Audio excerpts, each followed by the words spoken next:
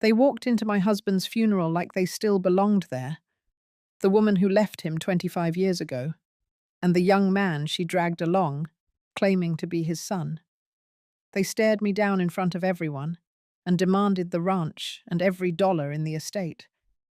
I stood there, holding the urn, feeling like the floor had vanished beneath me. But I did not fall. Not this time. Because what they did not know was that I had been preparing for this for decades, and when the truth came out, it destroyed more than just their lies. They walked into my husband's funeral like they still belonged there. Sylvia had on a long black coat, sunglasses, and that same old smug smile she used to wear when she thought no one noticed. Beside her was a young man I had never seen before, early 30s maybe, tall, polished, not grieving. He adjusted his tie like he was showing up for a board meeting. They didn't sit in the back like decent people. They marched straight up the center aisle, heels clicking, eyes locked on me. And when they reached the front, right as the pastor was about to begin the prayer, Sylvia turned to the room and said, loud and clear, "This is Ethan, my son, David's son, and we're here for what's rightfully ours." I didn't flinch. I tightened my grip on the urn in my lap and stared straight ahead. But I could feel the silence spreading across the church like a cold wind. Old friends whispering, ranch hands glancing at one another. Even the pastor looked unsure whether to continue. I sat there, every nerve in my body screaming but my face still. Because I had expected this. Not the timing, no. That was a new low. But the threat? I had known it was coming. The moment David died, I knew that ghost from the past would crawl her way back, dragging secrets and lies behind her. After the service, people tried to pretend it hadn't happened. Neighbors offered me casseroles and hollow condolences. Sylvia stood near the exit like a politician, shaking hands, introducing Ethan to anyone who'd listen. I didn't stop her. I didn't need to. Because what she didn't know was that while she was rehearsing her comeback, I had spent the last 25 years preparing for this day. Back at the ranch, I poured myself a glass of water and walked out to the back porch. The sun was starting to set over the west pasture, casting long shadows across the fence line. The cows were quiet, the wind soft, and I could finally exhale. David had loved this land more than anything, and he had trusted me to protect it, which meant this was not going to be a quiet legal battle behind closed doors. It was going to be a war, and it was going to be public. Later that evening, I found a card tucked into the screen door. No envelope, just a business card. Jacob Lee, attorney at law. I smiled when I saw the name. Jacob had worked for David once, fresh out of law school. Smart, sharp, a little green back then. But he had integrity. The note on the back was short. "Call me, I can help." The next morning, I did. Jacob met me at the kitchen table with a leather briefcase and a calm voice. He had already heard about the funeral stunt. Word travels fast in small towns. He didn't ask how I was holding up. He just opened the file and started reading. David's will, the deed to the ranch, the original divorce agreement with Sylvia. I watched him as he flipped through each page, making notes. Then he looked up and said, "There's no legal claim if what we have here is accurate, but that won't stop them from trying to create one." He was right, because that same afternoon, a manila envelope arrived at my gate. Inside was a copy of a paternity test dated last month. It claimed Ethan was David's biological son. Attached was a formal notice from Sylvia's attorney. They were suing for half the estate. Land, assets, cash, everything. I stood in the kitchen with that paper in my hand and let the silence fill the house. Then I folded it up, placed it neatly on the counter, and made myself a cup of tea. My hands didn't shake. I didn't cry. I had cried enough over Sylvia Morton 25 years ago. I wasn't going to waste another tear now. Instead, I called Jacob and told him we were moving forward. No hesitation, no second thoughts. If they wanted a fight, they were going to get one, but not the kind they expected. Because I wasn't going to hide behind lawyers or documents. I was going to stand up in court, in public, and make sure the world saw exactly who they were and exactly who I still am. This isn't just a story about inheritance. It's about the lies people tell, the truths they bury, and the fire it takes to burn through it all. And if you've ever been underestimated, silenced, or treated like you didn't matter just because you were quiet, or kind, or chose not to fight back before then maybe, just maybe, this story is for you. The morning after Sylvia's public ambush at the funeral, the ranch felt heavier than usual, not because of the silence, but because of everything that had been left unsaid for decades and suddenly forced into the open like an old wound, split wide in front of strangers. I woke up before sunrise, out of habit more than rest, poured myself a cup of coffee and sat on the porch, watching the light creep over the ridgeline as if the land itself was trying to stretch away from what had happened the day before. I had held myself together in that chapel, with her eyes on me and that boy at her side. But now, with no one watching, I let the ache settle in the way old aches do, not loud or dramatic, just persistent, like something you'd lived with so long it became part of you. By mid-morning, Reverend Paul pulled into the driveway in his old Ford, the same one he had been driving since before Sylvia left town. I hadn't expected him, but I wasn't surprised either. He climbed the porch steps without waiting for an invitation, like men of his generation often do when they have something to say they've rehearsed in their heads too many times. He carried a folder under one arm and the kind of look people wear when they're carrying more than papers. He didn't waste time. He told me, plain and clear, that Sylvia had returned to this town once before, years ago, when her face no longer appeared in any of our conversations, and most folks had quietly accepted she was gone for good. She hadn't come to make amends. She hadn't asked about David. According to Paul, she had come with a purpose and a man from out of state, someone with oil money and no morals, the kind who was always sniffing around the edges of ranch land, hoping to turn dirt into dollars. Sylvia, Paul said, had a child with her, a toddler then, and had mentioned casually that the boy's father was someone else, someone who would never be part of his life. She wanted funding, not forgiveness, and she made it known she had taken all she could from her past. Paul had tried to steer her towards some kind of decency, but she smiled like she already knew she wouldn't need it. She had no intention of staying. She just wanted a quick transaction and a quiet exit. That was the Sylvia I remembered. Always angling, always transactional, never still long enough to be held accountable. After he left, I stood in the doorway for a long time, folder in hand, coffee gone cold. The field out front looked the same as it did yesterday, the same as it had for years, but something inside me had shifted.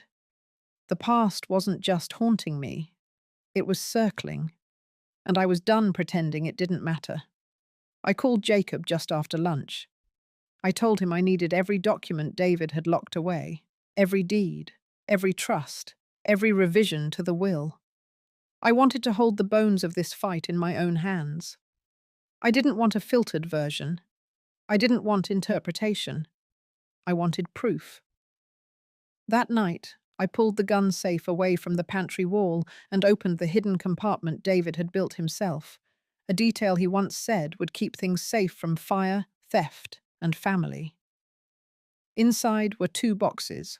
One was marked legal, the other was unmarked, but I knew it was his personal cash. I opened the legal box first. There it was. A divorce agreement, signed by both David and Sylvia, sealed with the stamp of a notary, and attached to a letter from Sylvia's lawyer. The letter confirmed receipt of a full financial settlement, and in bold type near the bottom, it stated that Sylvia Morton waived all future rights to David Whittaker's estate, present or future. It was the kind of clause lawyers loved and ex-wives underestimated. But David hadn't underestimated anyone. I set the papers aside and opened the second box. It held letters, photographs, and one small cassette tape labeled with nothing more than a year, 1998. I dug out the old player from the attic, dusted it off, and fed the tape in. David's voice crackled to life through the speakers, younger, worn, tired in a way I recognized. He explained that he was recording this in case Sylvia ever tried something. He laid it all out: how she left, how she never looked back, how she took money and swore the child wasn't his. Then he said something that reached across the years and landed straight in my chest. He said, "Lorraine doesn't know I'm recording this, but if she's the one hearing it, then I trust her to handle whatever comes. She's stronger than anyone gives her credit for." I let the tape run to the end before ejecting it. Then I sat at the kitchen table with both boxes and stared at the wood grain until my eyes burned. The fight wasn't theoretical anymore. It was personal, documented, real, and I wasn't going to let them rewrite it. I packed everything neatly, placed the tape on top, and drove to Jacob's house just after midnight. We laid out every paper on his dining room table, side by side, until the wood disappeared under a map of truth and preparation. Jacob read through each one slowly, no longer cautious, no longer skeptical. When he finished, he looked at me with the kind of quiet resolve I had hoped to see. He said we had the advantage, not just legally, morally, visibly, and that if we played this right, it wouldn't just be a win, it would be a message. I nodded. The past had knocked. Now it was my turn to answer. By the time the second sunrise came after the funeral, my world had already shifted more than it had in the last 2 decades. I wasn't mourning in the way people expected.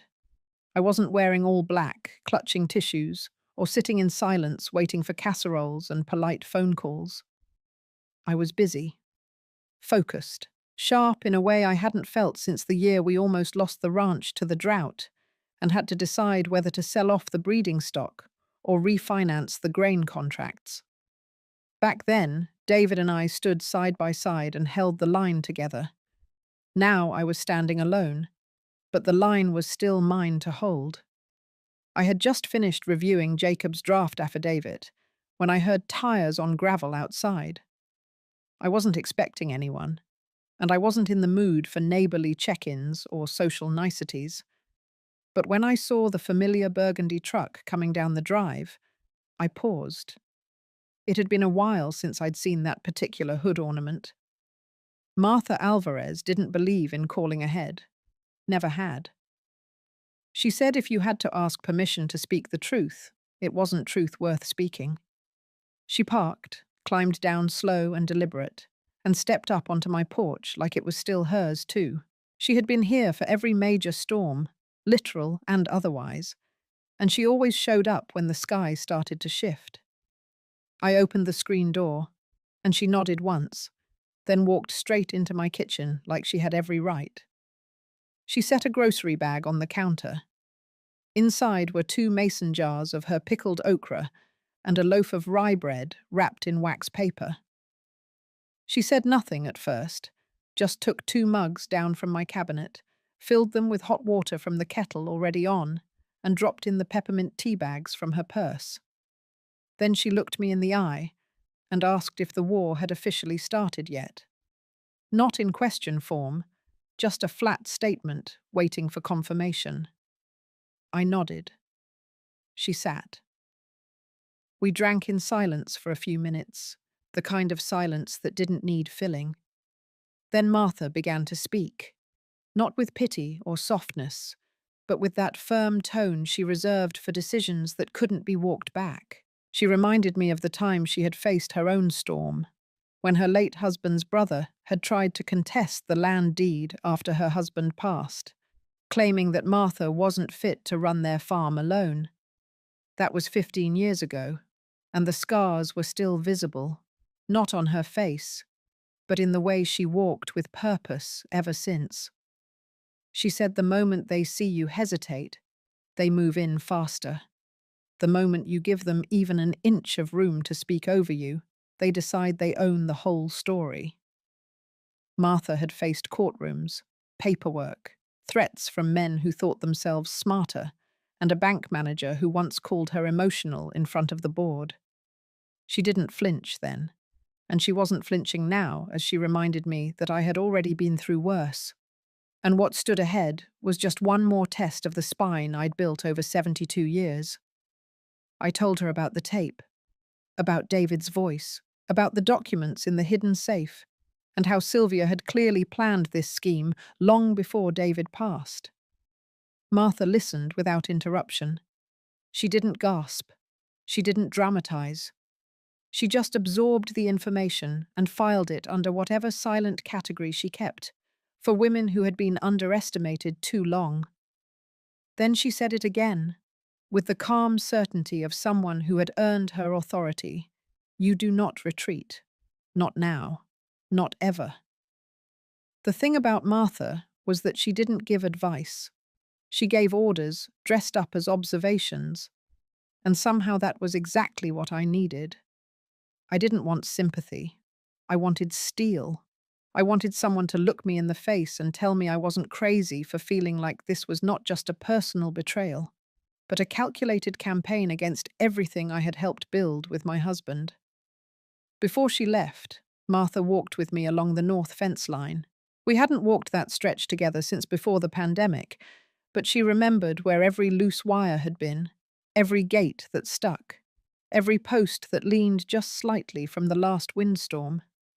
She told me the fence line was where you saw a ranch's real character, not the front porch, not the dining table, the fence line, because that's where you drew your boundaries and dared the world to cross them.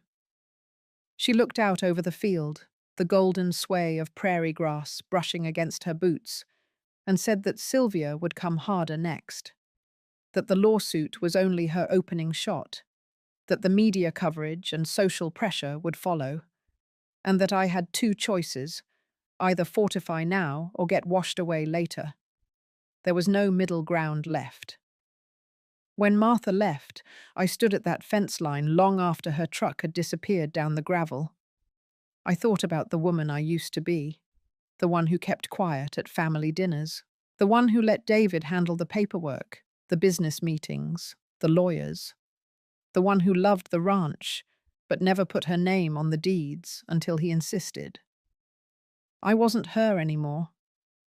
Back inside, I sat at the kitchen table and rewrote the statement I would give to the court.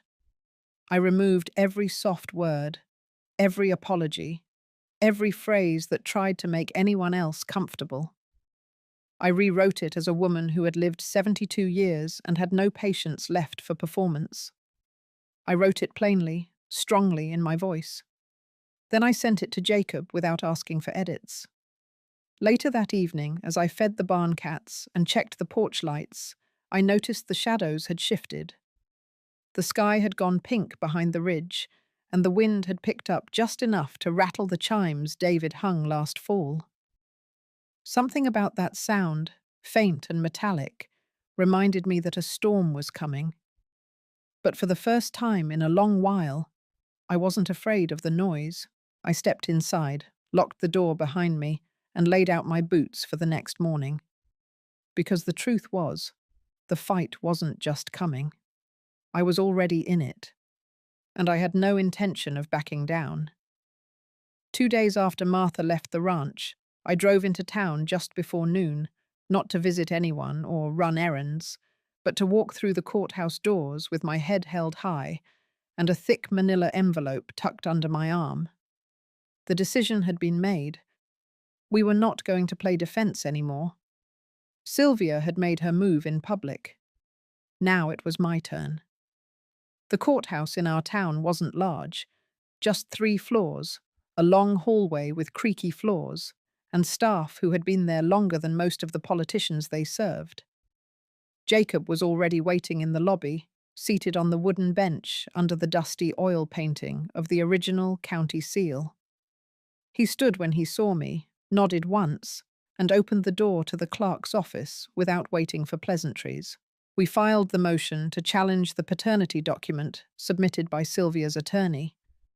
Along with it, we submitted David's signed divorce settlement, the affidavit I had written myself, and a sworn statement from Reverend Paul, who had agreed to testify under oath about what he remembered from Sylvia's quiet return years ago.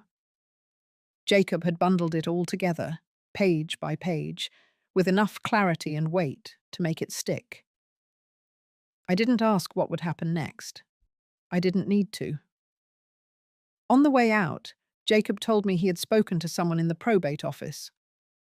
Sylvia's attorney had not only filed for Ethan's claim to the estate, but had requested a temporary freeze on David's assets. That meant our ranch bank account, which covered livestock feed, payroll, veterinary care, and property maintenance, was now locked for review. I stopped walking.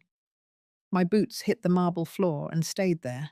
For a moment, I felt heat rise in my chest, not from fear, but from something older, something deeper. That ranch had fed people for generations. Locking its accounts was not a technical move. It was a tactic meant to break the bones of the operation, to rattle the employees, to create chaos just long enough for Sylvia to force a settlement. I told Jacob to get it unfrozen. He said he was already working on it. But I could see in his face the pressure of what was coming. This wasn't going to be won in court filings alone.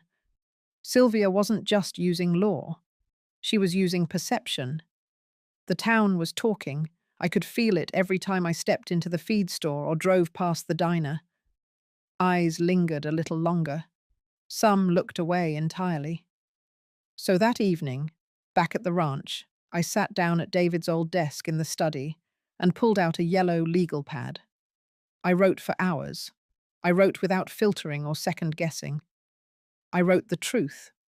Not the court version, not the affidavits. I wrote my version. Who Sylvia had been, what she had done, how she had left, what she had said, the cash settlement she had taken, the letter she wrote David, swearing she would never return. And I ended with what she was doing now, not as a wounded ex-wife, but as a woman who had waited for death to steal a man's defense, and then used lies to claw at the pieces he left behind. Jacob helped me format the letter the next morning. He made a few edits, but mostly he left it untouched. Then he sent it to the local paper, not buried inside, not anonymous. He sent it as an open letter from me, signed and dated, printed on record. 2 days later, it ran on the front page. The title was mine, A Widow's Truth.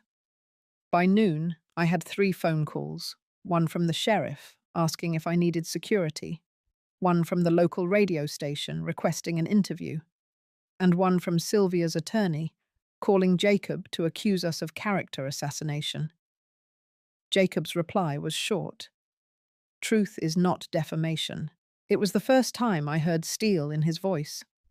I was glad for it.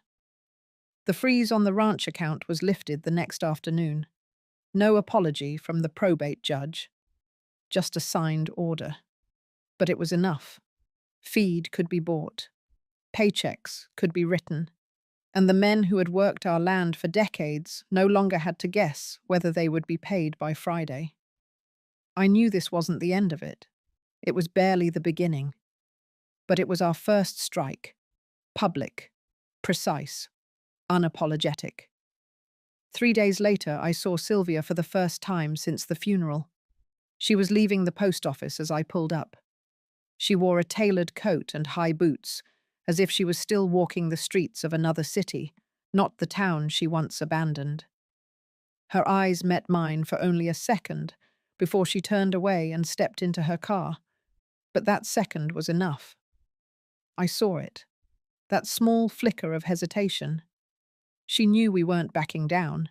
The next morning, Ethan's name appeared in the newspaper's letters section, a reply to mine. He wrote that he had no intention of causing division, that he believed the law would reveal the truth, and he would abide by it. It sounded rehearsed, polished, a letter written by a lawyer, not a son. Still, it stirred something I wasn't expecting, a kind of hollow sorrow, not for him exactly, but for what he represented. The boy dragged into something older and darker than he understood. He had been raised in the shadow of someone else's bitterness, used as a tool, shaped into a weapon. And now he was standing in a storm he didn't start. But I reminded myself of the tape, of David's voice, of the letter Sylvia wrote, denying David's paternity from the beginning. And I knew Ethan's choice to stand beside her now was just that, a choice. Whatever sympathy I had evaporated the moment he signed his name onto the petition for half the ranch. By the end of the week, Martha returned to the ranch with a box of clippings from her own legal battle years ago. She helped me organize them chronologically, highlighting quotes and outcomes, mapping out strategies on paper like we were planning a campaign, not just a case. She reminded me that family betrayals hit harder than legal ones, and that the only way to reclaim peace was to win completely, not partially. That night, I walked the perimeter of the ranch alone. The stars were clear, the air dry. Every gate was locked, every line of fence was intact. And I told myself, out loud, that this was not just a defense, this was an inheritance worth protecting. I was no longer the woman who avoided confrontation, no longer the wife who let others speak first. I had drawn the line. Now it was up to them whether they dared to cross it. The letter changed the temperature in town. Not overnight, but steadily, like heat rising under the floorboards. For a few days, people were quiet, keeping their opinions tucked behind polite nods and sidelong glances. Then, as expected, the other side answered.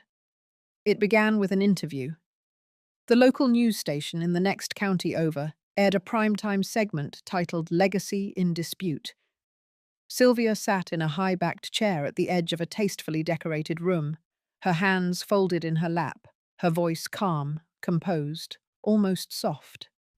She spoke about love, about betrayal, about raising Ethan on her own, about sacrifice. She never named me directly, but she didn't need to. Every word was carefully selected to paint herself as the overlooked first wife, the wronged woman, the mother defending her child's birthright. Ethan made a brief appearance, filmed walking through a field somewhere I didn't recognize, probably rented for the shoot. He said very little, mostly nods, quiet acknowledgements. It was clear he had been instructed to stay neutral in tone, but firm in presence. He was the image they wanted. Young, polished, moderate, harmless. Not a man demanding millions, just a son seeking justice. They even interviewed a woman who claimed to have known David during the years after Sylvia left. She alluded to conversations, hinted that David had expressed regrets, said he had always wanted to reconnect with his past. The implication was obvious. The editing sharper than I expected from a local affiliate. By the next morning, the phone at the ranch had rung 17 times. Messages from people I hadn't spoken to in years, most of them cautious, some sympathetic, a few outright critical. One asked if I would be giving back any portion of the inheritance to make peace. That was the moment I unplugged the phone. Jacob called before noon. He had seen the segment too. He said he was already drafting a motion to bar any further media influence on the court's proceedings. I told him to go ahead, but I knew it would only slow them down, not stop them. Sylvia wasn't just playing the legal game anymore. She was turning this into a story, and she knew exactly how to sell it. That night, I couldn't sleep. I kept turning over David's voice in my head, the tape he left behind, his quiet confidence in my strength. Then I remembered something he once said to me after we lost a field to fire. He had stood there, staring at the blackened ground, and said, "Sometimes the wind doesn't change direction until it sees something that won't move." I wasn't going to move. The next morning, a letter arrived from Sylvia's legal team. Official, typed, delivered by courier. It accused me of defamation, demanded a public retraction, threatened a civil suit for damages, claimed the open letter I had published was false, malicious, and intended to sway public opinion unfairly. Jacob read the whole thing aloud at the kitchen table, then folded it and placed it neatly back into the envelope without a word. He didn't need to say anything. The absurdity was obvious.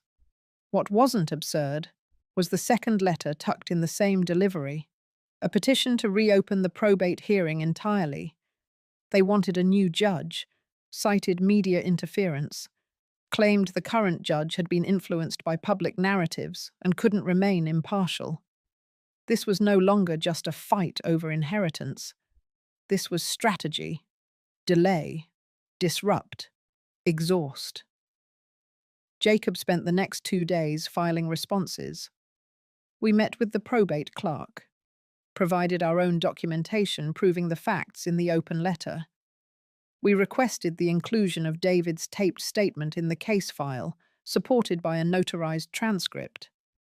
Every move they made, we answered with 2 of our own. But I could feel it, the emotional toll setting in. Not fear, not regret. Something colder, fatigue. The kind that doesn't come from weakness, but from carrying weight for too long with no one to share it. That Friday, while walking the fence line behind the north barn, I found something strange. A drone. It was small, wedged between the base of 2 posts, its blade cracked. At first I thought it was a toy, maybe flown from one of the neighboring properties. But when I brought it inside, Jacob had someone check it. The drone had a camera. The footage, once recovered, showed multiple passes over the ranch. The gates, the paddocks, the main house. Someone had been watching. Jacob filed an injunction the next morning. He also contacted local law enforcement, not just for the drone, but for ongoing harassment. Unmarked cars had started passing by the ranch more frequently. A neighbor had seen someone photographing the mailbox from across the road. Sylvia's campaign wasn't just legal and media-based anymore. It had become invasive. I tightened the locks on the barn doors, installed motion lights on the back porch. I refused to be intimidated, but I wasn't foolish either. You don't raise cattle for 4 decades without learning the difference between barking and a real bite. This wasn't just noise. This was escalation. Still, in the midst of it all, the ranch kept running. Hay was cut, fences repaired, animals fed and watered. Payroll went out. No one missed a beat. If Sylvia's goal had been to destabilize me, she had failed. If it had been to shake my confidence, she had misjudged the foundation it rested on. And then came the second television segment. This time, the anchor referenced our financial records. Not the ones we had released, the ones Sylvia's team had submitted as part of their petition. Somehow, details about our mortgage history, our ranch profits, and even charitable contributions had made it into a public file, and from there into broadcast. It was legal, barely, but unethical by every standard Jacob had ever known. And it worked. Because now, the conversation had changed. No longer just a widow versus a first wife. Now it was about money, power, image. Martha returned that night, said nothing as I handed her the transcript of the broadcast. She read it once, then tore it in half and dropped the pieces in my fireplace. That was her answer. Then she looked me in the eye and said I had one job now: outlast. Not just survive, outlast. The next morning I put on my boots, saddled my horse, and rode the perimeter of the property before the sun came up. I needed to feel the land beneath me, hear the wind move through the cottonwoods, let the silence speak louder than any letter ever could. I was still here. I wasn't leaving. And no matter what story they tried to spin, the truth didn't need a spotlight. It just needed time to stand its ground. The morning of the hearing, the courthouse parking lot was half full before the sun had even touched the east side of the building. Not with crowds, but with cameras, satellite vans, a handful of reporters scribbling notes, looking for someone to speak. I kept my head low as Jacob opened the car door for me, and Martha walked beside me in silence, her hand lightly touching my arm, not guiding, just present. I didn't need help walking. I needed help staying calm. Inside, the air was colder than it should have been. Fluorescent lighting hummed above us as we moved down the hallway. We passed a man mopping the floor near the elevators. He paused, nodded once at me, then returned to his work. That single nod did more for my nerves than 100 words could have. A quiet acknowledgement that not everyone was buying into Sylvia's theatre. Courtroom 2B wasn't big. No marble, no grandeur, just long wooden benches and a modest bench up front where the judge would sit.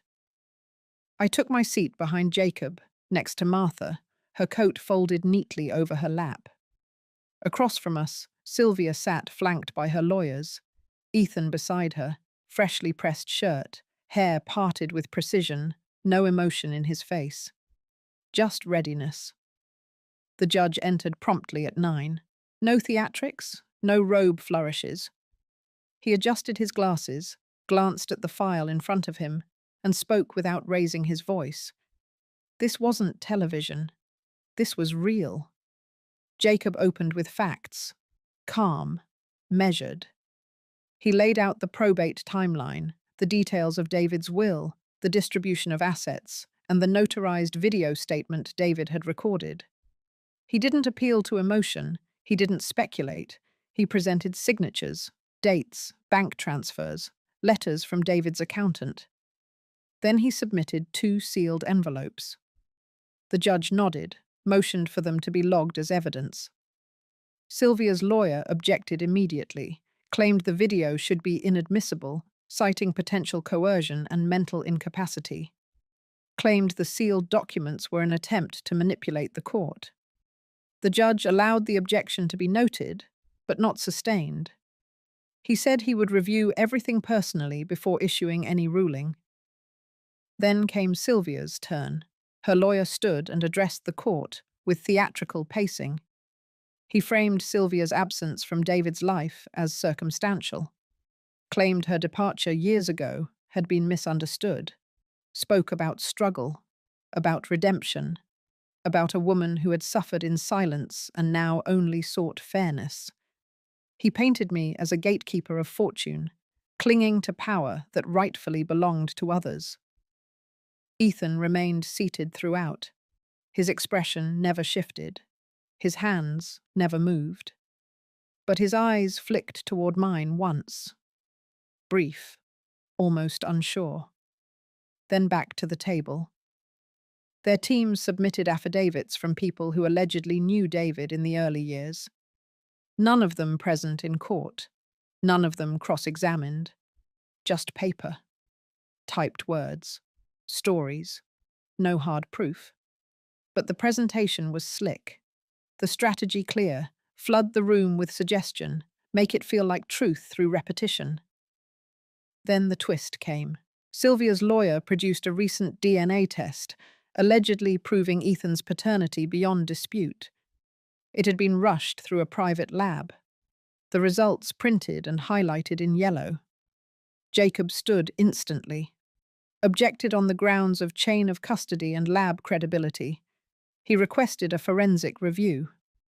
The judge paused, looked between both lawyers, then allowed the test to be entered conditionally, pending further validation.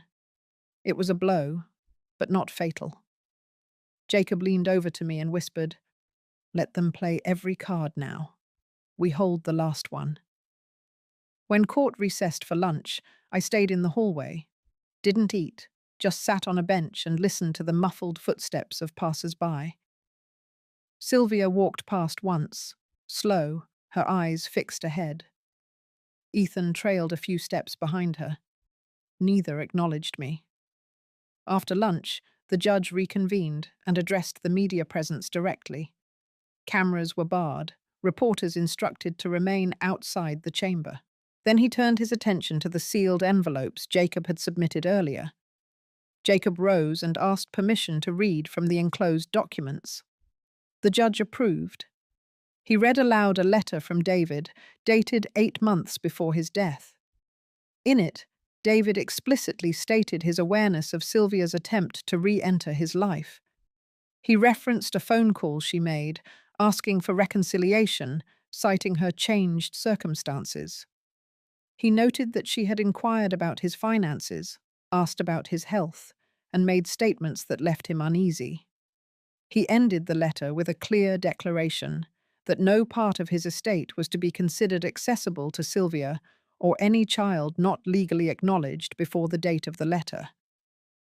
Then came the second document, a sworn affidavit from David's longtime physician. It stated that David was of sound mind during the period in question.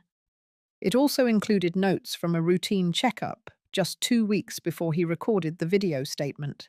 No cognitive issues, no signs of coercion, stable blood pressure, clear comprehension.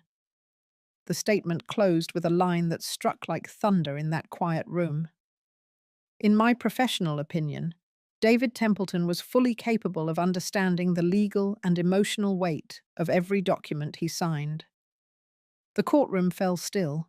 Sylvia's team requested a delay, citing the need to review the documents.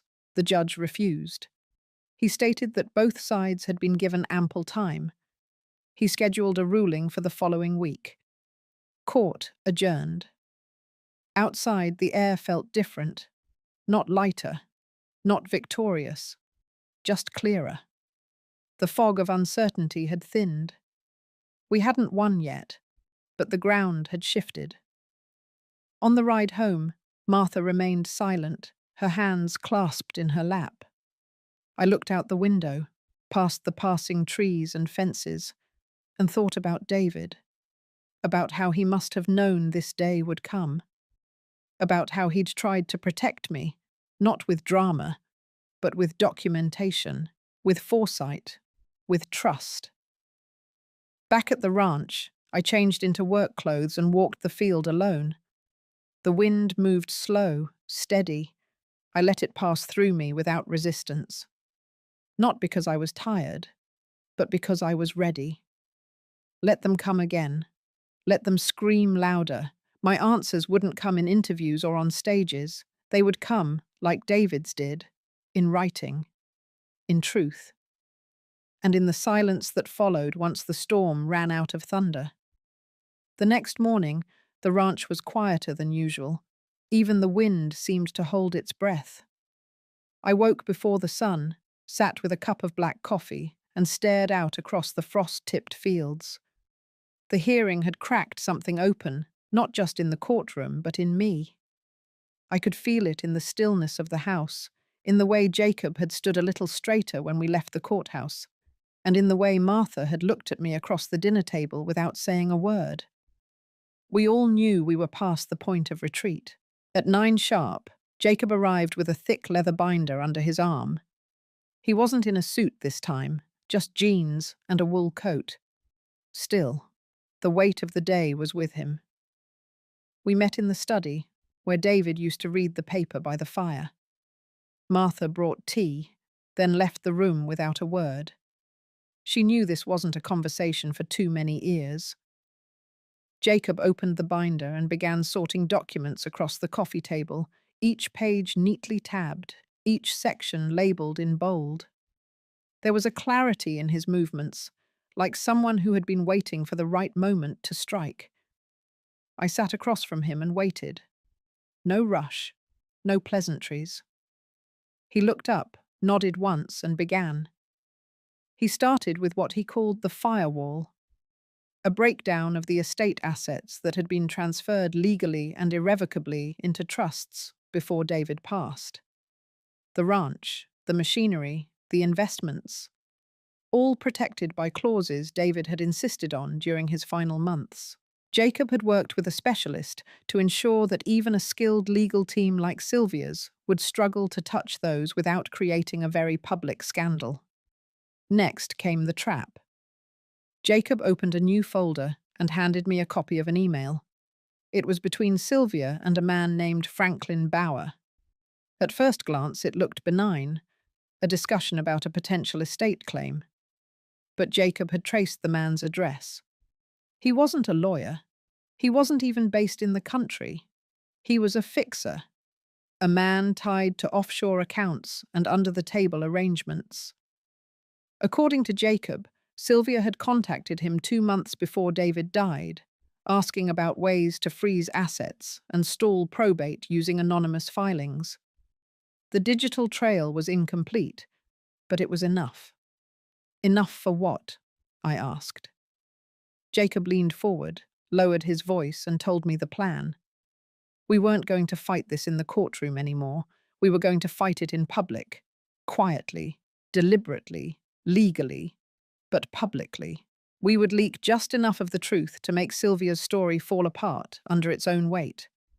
Jacob had lined up an investigative reporter with a small but credible local paper, not a tabloid, a community journal with a reputation for integrity. They would receive redacted documents, email records, a timeline of Sylvia's contact with David, the video testimony. Nothing sensationalized, just facts. Facts with teeth. And then came the final piece. Jacob pulled out a yellow envelope with my name written on it in David's handwriting. I hadn't seen that script since the last birthday card he'd left on the nightstand for me. My hands trembled a little as I opened it. Inside was a handwritten letter, dated 3 weeks before his heart attack. It wasn't legal. It wasn't binding. It was just him, speaking to me, explaining the fear he had carried about Sylvia's reappearance, his regret for ever trusting her once, his anger at the thought of her dragging a child into it, real or not, and then a final paragraph that stopped my breath. He had made a video, not the one the court had already seen, a second one, private, recorded 2 days after the first, left with a notary friend in town. A message just for Ethan. Jacob had already retrieved it. And in that message, David told Ethan he had once believed Sylvia's story, that he had been open to the possibility of reconciliation, but that after seeing the way she operated and the people she surrounded herself with, he no longer had any doubt that Ethan was part of a larger plan. David didn't say whether Ethan was truly his son. He said it didn't matter. He said trust was earned, not inherited. That family was more than a claim on a deed or a bank account. It was time, loyalty, truth. Jacob planned to release that video only if the final hearing went sideways. It was our insurance policy, one that would end Ethan's credibility without ever needing to take a test again. Not through scandal, through clarity. I sat back in my chair and closed my eyes for a moment. The silence settled again. It wasn't vengeance I felt. It was precision. We didn't need to scream. We just needed to stay steady. By afternoon, the plan was in motion. Jacob returned to town to coordinate with the reporter. Martha went to the post office with a sealed envelope for the notary, and I walked the perimeter of the ranch, just like David used to. I touched the gate where he'd once carved our initials. I ran my fingers along the barn door, and when I reached the edge of the fence, I looked out toward the road where Sylvia's car had once parked on a rainy morning 3 months ago. The first day of all this. They thought they could break me. That time and grief would make me careless. But grief had sharpened me. I wasn't just surviving anymore. I was leading. and by the time the court reconvened, it wouldn't be my name on trial. It would be theirs. The article came out on a Thursday morning, not with fanfare, not with headlines in bold caps, just a clean title across the top of a trusted local paper. Inheritance Dispute Clouds Longtime Ranch Legacy. Jacob had chosen the journalist carefully, and it showed. The writing was sharp, but careful. It told the story of a family torn apart by an unexpected inheritance, a mysterious claimant, and documents that seemed to contradict public statements. No accusations, just evidence. By noon, I had 5 voicemails from neighbors, 2 casseroles dropped off on the front porch, and a call from the sheriff's wife asking if I was all right. I told her I was just fine. Sylvia, on the other hand, was not. By evening, word had spread beyond the valley. A regional news site picked up the story. Then a small network affiliate called Jacob's office asking for comment. He declined, but it didn't matter. The information was out there. The timeline of Sylvia's sudden reappearance, the offshore fixer, the inconsistencies in Ethan's documents, the redacted emails, and the fact that David had submitted 2 conflicting testimonies before his death. The public might not have known every detail, but they knew enough to doubt her. The next morning in court, the mood had shifted.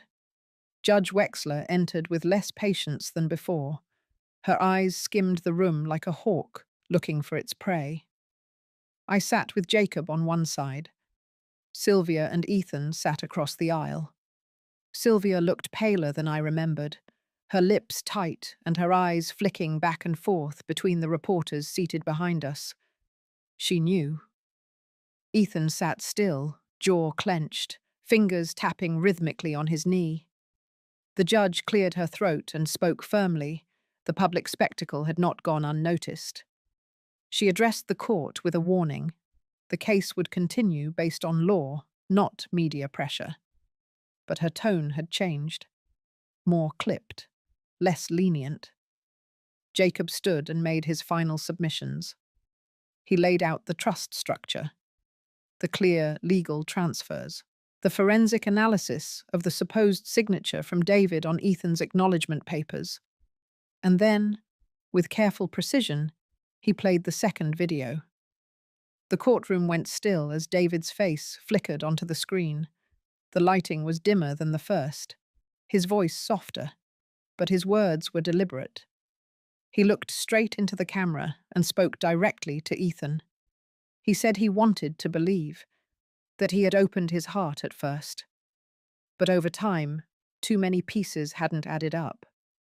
He spoke of Sylvia's patterns, her manipulations, the way she used legal grey areas and emotional leverage. He didn't say Ethan was a liar. He simply said Ethan had allowed himself to be used.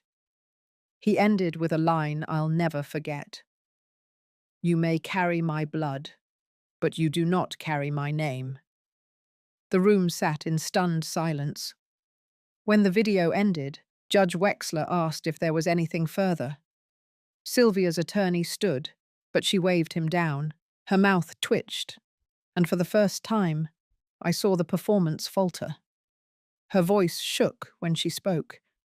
She claimed David had been under duress, that he had been manipulated by those around him, that his mental state had deteriorated. She painted me as the one who had isolated him, who had poisoned his final days. But it was too late. The documents didn't lie. The emails didn't lie. And David's own voice rang louder than any rebuttal she could conjure. The judge called a brief recess. Jacob and I stepped outside. He didn't say much, just handed me a bottle of water and told me to breathe. We stood under the shadow of the courthouse steps. The late autumn wind carried a bite. Reporters lingered by the curb, unsure whether to approach. I met their eyes, then looked away. Back inside, the judge returned with her ruling. She began by acknowledging the complexity of the case, the emotional weight, the competing narratives. But ultimately, she said, The court was bound by law and truth, not speculation or sentiment. She ruled the original will to be valid, the trusts legally binding. The secondary filings from Sylvia and Ethan were deemed insufficient, and in several cases, intentionally misleading. She dismissed their claims in full. Then she paused. Her eyes moved from Jacob to me, then finally landed on Sylvia. She stated for the record that the court had serious concerns about potential fraud and misrepresentation in the materials submitted by the petitioners. She would be referring aspects of the case to the county prosecutor for review. The words hung in the air like cold steel. Sylvia's mouth opened slightly. Ethan turned to her, his expression stunned. This was not a mere loss. This was exposure. Consequences. Legal consequences. The judge banged her gavel. It was over, or so I thought. As people filed out of the courtroom, I remained seated. My legs were steady, but my chest felt tight. Not with fear, with release. For the first time since David died, I felt the tension lift from my bones. I had not only defended what was ours, I had defended him, his name, his memory. Outside, reporters swarmed Jacob, but he held up a hand and said no comment. Martha was waiting at the truck. She didn't speak, just nodded and opened the door for me. When we got home, the sky had started to darken. I sat on the porch, wrapped in a shawl David had given me one Christmas long ago. The dogs rested at my feet. Jacob came by later to deliver copies of the ruling. He said the media would calm down soon, that the prosecutors might or might not pursue charges. It was out of our hands now. But something in me had shifted. I wasn't waiting anymore. Sylvia and Ethan had tried to rewrite my story, tried to steal more than money. They wanted my silence, my defeat. But instead, I had spoken. I had fought. And the world had listened. That night, as I climbed into bed, I placed David's letter back in its envelope and slipped it into the drawer. Not to hide it, just to keep it close. It had done its job. So had I. And the next chapter of my life, for the first time in a long while, would not begin in court. It would begin here, on the land we built, and it would be mine. 3 days after the court ruling, I received a letter, not a formal one. No envelope with a return address, just a folded piece of paper, slipped under the wooden gate sometime before dawn.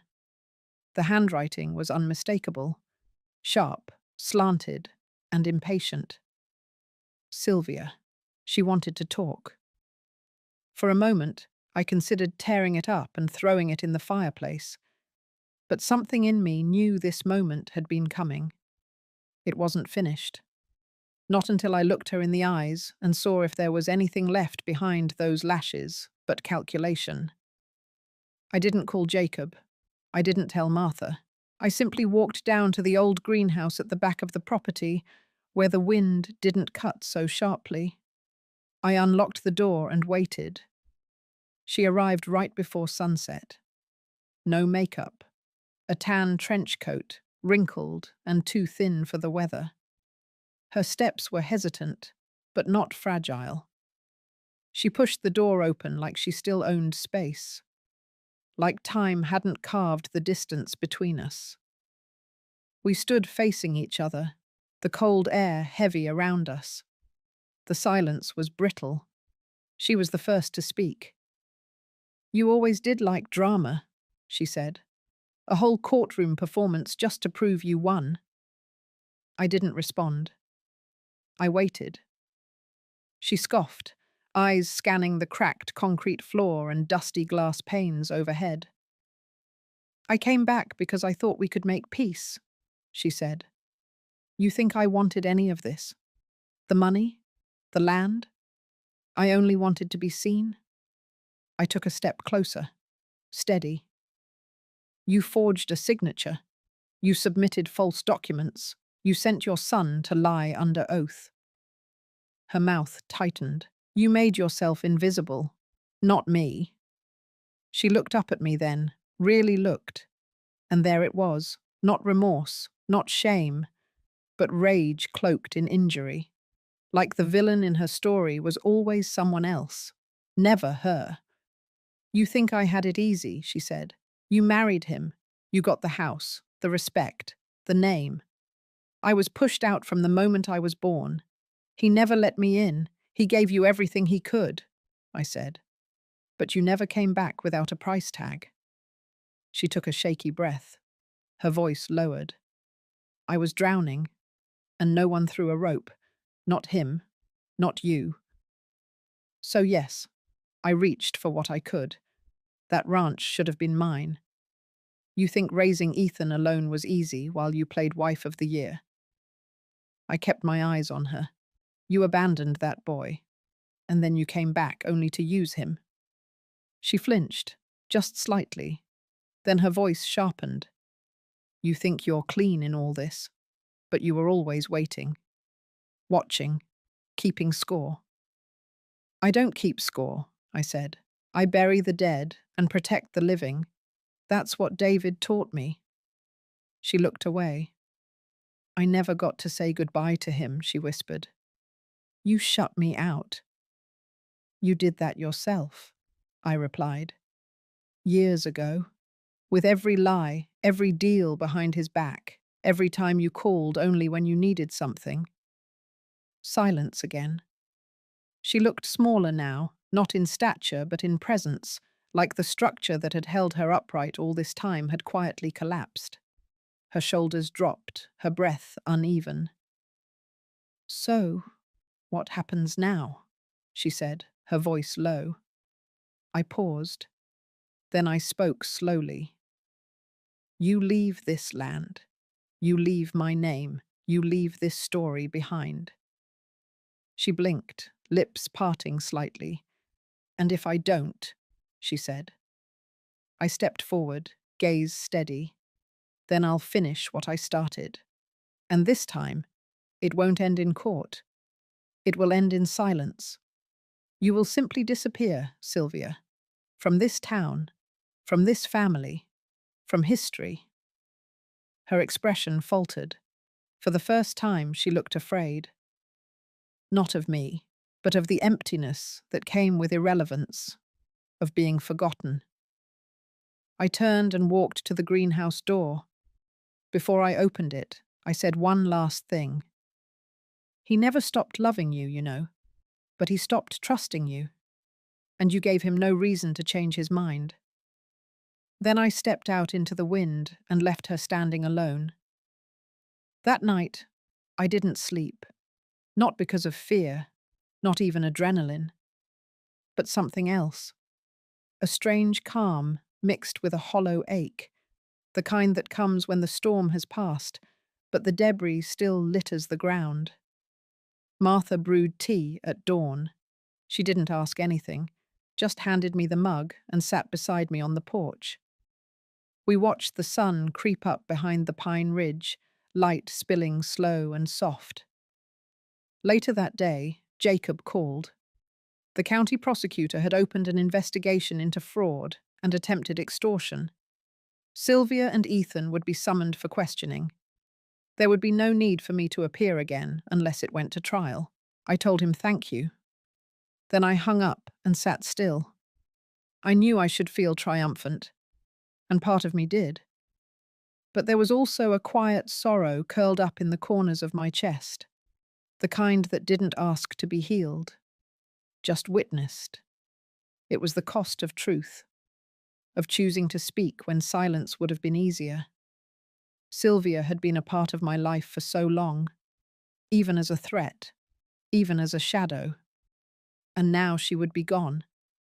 And in that absence, I would have to relearn peace.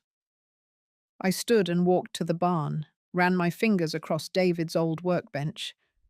The wood was worn smooth with time. In one of the drawers, I found a photo. Him and I, years ago, at the county fair. He was holding a ribbon. I was holding his arm. I smiled. Then I folded the picture, placed it in my coat pocket, and walked out into the light. A week after Sylvia's visit to the greenhouse, everything began to unravel. It started with a quiet call from Jacob. The prosecutor's office had moved forward. Official charges were filed. Fraud, forgery, attempted extortion, all tied to Sylvia. And Ethan, too, for his role in falsifying documents and participating in the staged inheritance claim. I listened carefully, my breath steady. There was no glee in my chest, no sense of triumph, only the weight of what I already knew. The wheel had turned, the reckoning had arrived.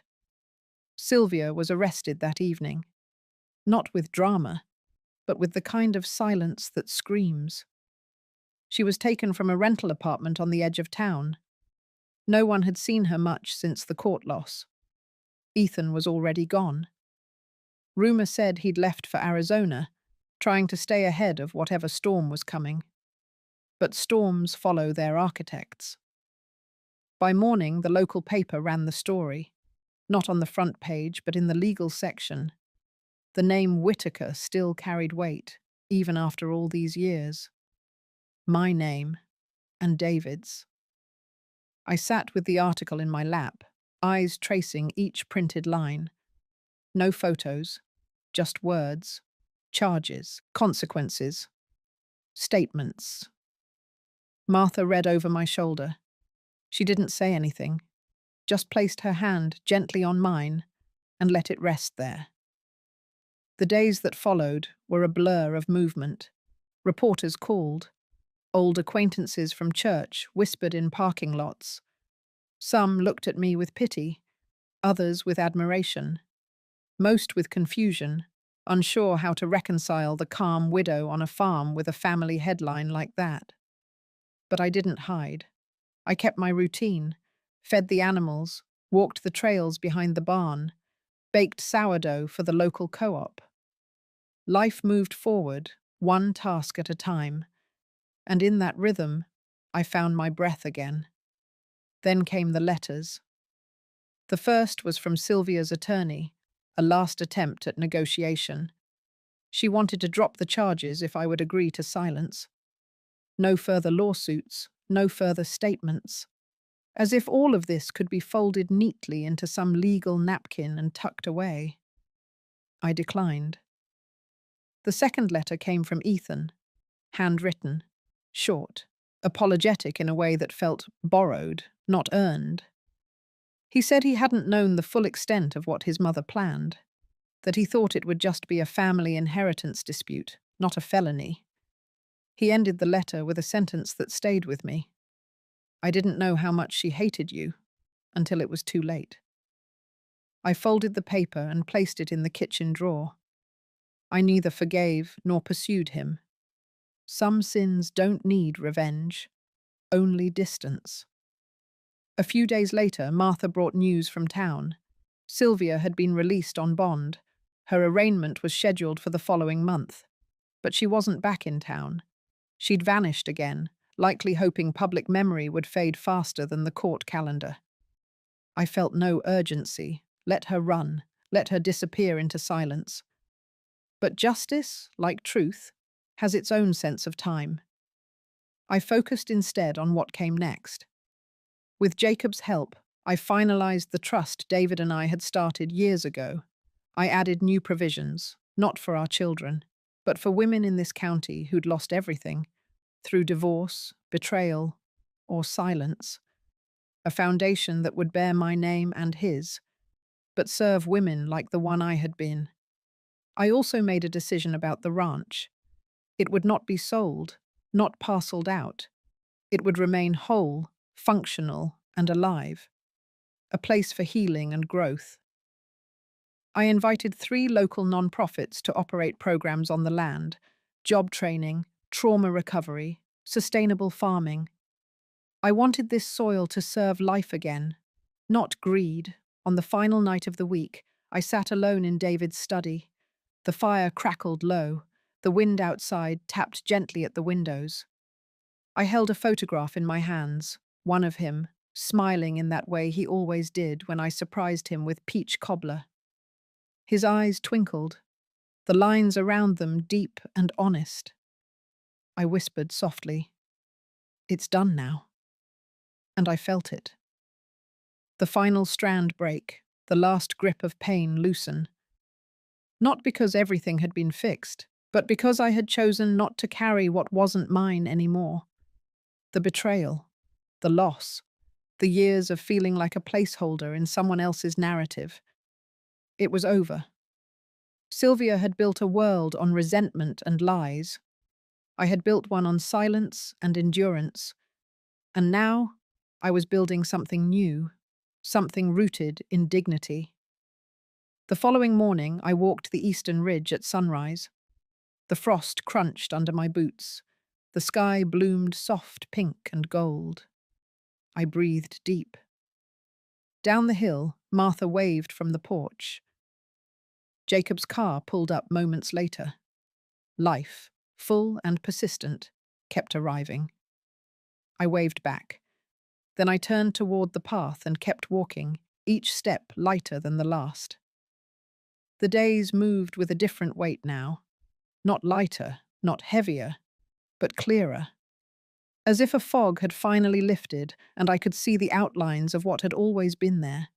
My strength, my home, my right to peace. Jacob called to confirm the foundation paperwork was filed. The trust was active. Grants would begin rolling out in the spring. I thanked him, then sat on the porch for a long time, letting that reality sink into my bones. For years, I had been written out of my own life, first by grief, then by the quiet cruelty of those closest to me. Now, everything had changed, not because I had shouted, but because I had stood still until they exposed themselves. Martha stopped by that afternoon with 2 loaves of banana bread and a basket of herbs from her garden. She didn't stay long. We didn't need to say much. She saw the steadiness in my face. I saw the pride in hers. Later that evening, as the sky dimmed, I returned to the greenhouse. The rows of green were fuller than ever.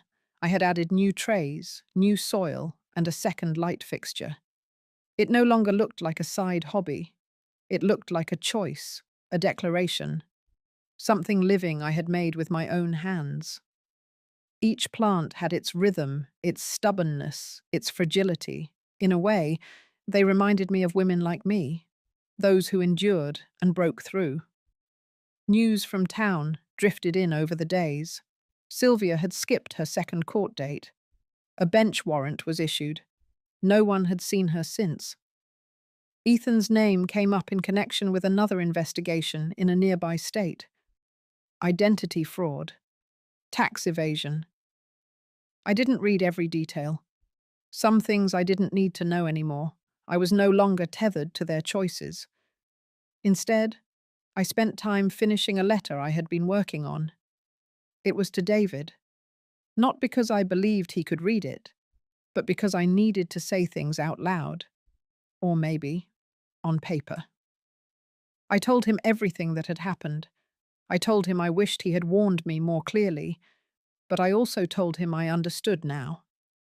The silence had been his shield, and mine.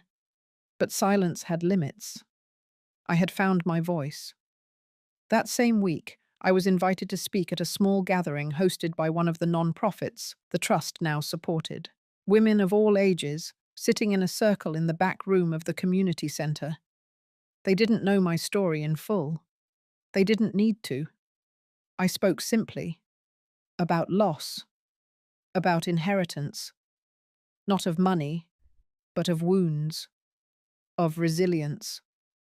Of the quiet strength it takes to keep living when people try to erase you. When I finished, a woman in the back, grey-haired, soft-spoken, stood and said she hadn't told her own daughter she'd survived cancer, that she hadn't wanted to burden her. And now her daughter barely called, and she wondered if her silence had been a mistake. I walked over and took her hand. We don't always choose our battles, but we can choose when we stop hiding." She nodded. Then she cried. I returned home that evening with the hum of the highway behind me and the hush of the fields ahead. I parked the truck by the barn and sat in the cab for a moment, eyes on the house. This house. My house. Not because of the deed or the money or even the memory of David, but because I had stayed. I had rebuilt. I had not let them push me out of my own life. Inside, I lit a fire and poured tea. I sat in the living room with the lights low, the windows open to the night air. I thought of Sylvia's last words to me in the greenhouse. "You always thought you were better than me." Maybe I had. Or maybe I had just survived better. Not by climbing over people, but by planting roots deeper than theirs could ever reach. That night, I dreamed of a house filled with light and music. Women in the kitchen, laughter in the hallway. No tension, no suspicion, just warmth. When I woke, the sun was breaking through the clouds. I pulled the curtains open wide and let it in. The first snow of winter came quietly. I woke early, before the sky shifted from slate to blue, and saw the fine layer of white across the fields. No wind, no tracks, no noise. Just stillness. I made a pot of coffee and stood at the window, watching the light unfold over the land I had almost lost. But not anymore. The greenhouse was still lit from the night lamp. The last batch of lettuce had come in strong, and the herbs were holding up better than expected. It had become more than a hobby, more than a sanctuary. It had become the heart of my new life. And that morning, I was not alone. Martina arrived a few minutes after sunrise, bringing fresh bread, 2 jars of soup, and a folded letter from the legal clinic. She handed it to me without saying much. I opened it at the kitchen table and read it slowly. The court had finalized the forfeiture on Sylvia's seized assets. All accounts frozen. Her attempt to move funds through Shell LLCs had failed. Ethan, too, had been denied bail in another state. The judge's notes were clipped to the back. Words like intentional misrepresentation and abuse of fiduciary duty. A part of me had expected this outcome. Another part of me still marveled that it had happened so cleanly. Martina poured coffee. She sat down across from me and said the words I had waited nearly a year to hear. "It's done now." I didn't cry. I didn't smile. I just breathed a little deeper, as if my ribs had finally unlocked after months of pressure. Later that day, I walked to the north edge of the property where the woods met the fence line. That used to be David's favorite spot. He would sit there with a thermos, watching the deer in the distance and the sun pour through the trees. I sat where he used to sit and pulled the final piece of my plan from my coat pocket. It was a copy of the land trust certification, signed, notarized, filed. The foundation had acquired an adjoining parcel, 30 acres of wetlands that would now be preserved, used for educational programs, and named in memory of my mother, who had taught me how to prune, how to trim, how to heal things with my hands. I felt a shift in the air then, not a gust of wind, but something inside me settling. The fight had been long, but I had not just survived it. I had outlasted it, and I had done so without turning into the thing I fought. In the weeks that followed, I began to open the house again, quietly, carefully, not to family, not to those who had harmed me, but to those who needed it. A single mother from town came to learn how to grow herbs. An older widow from the next county dropped by to volunteer. A teenager helped me build new frames for seed trays. I never announced it. I never made a sign. But somehow, word traveled, and what had been mine alone began to breathe with new life. One afternoon, as I wiped soil from my palms and locked the greenhouse door, I looked out across the yard and saw a boy throwing sticks for a dog. He laughed. the kind of laugh that breaks through everything. His grandmother stood nearby, wrapped in a thick coat, watching him with the kind of quiet pride I now understood. We waved to each other, nothing more needed. Inside the house, I lit the fire and poured myself a drink. I opened the notebook I had used since the beginning of all this. The pages were full now, of dates, decisions, numbers, names. I flipped to the back and wrote a single sentence. They never expected me to rise. Then I closed the book and left it on the mantel. That night, as snow drifted down in soft layers and the windows fogged with warmth from the fire, I lay in bed with the covers drawn to my chin, and I allowed myself, finally, to feel safe again. Not triumphant, not victorious, just whole. If this story touched something deep in you, maybe you've lived through a storm of your own, I want you to know you're not alone. Sometimes silence becomes power. Sometimes walking away is winning. And sometimes the best revenge is simply surviving with your dignity intact. If you've ever reclaimed something that was taken from you, peace, home, or even just your own voice, this space is yours too. Leave a comment, share your truth, or just sit here with me for a while. No one's rushing you out. You're welcome to stay.